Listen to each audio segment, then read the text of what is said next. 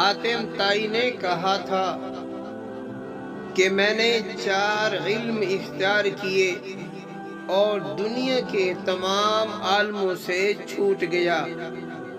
کسی نے پوچھا وہ 4 علم کون کون سے ہیں؟ حاتم طائی نے جواب دیا وہ 4 علم یہ ہیں۔ پہلا یہ کہ میں نے سمجھ لیا کہ جو رزق میری قسمت میں لکھا ہے وہ نہ تو زیادہ ہوتا ہے اور نہ ہی کم ہوتا ہے، اس لیے زیادہ کی طلب سے میں مطمئن ہو گیا۔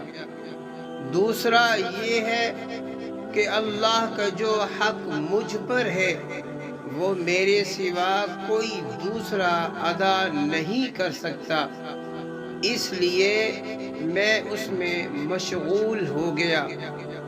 تیسرا یہ کہ ایک چیز مجھے ڈھونڈتی ہے اور وہ ہے موت، میں اس سے بھاگ نہیں سکتا، لہذا اس کے ساتھ سمجھوتا کر لیا۔ چوتھا یہ کہ میرا اللہ مجھ سے باخبر رہتا ہے، اس لیے میں نے اس سے شرم رکھی اور برے کاموں سے ہاتھ اٹھا لیا۔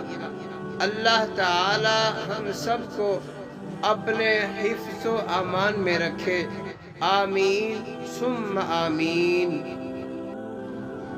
حضرت علی رضی اللہ تعالی عنہ نے فرمایا 6 چیزوں کی شکایت کبھی نہ کرنا۔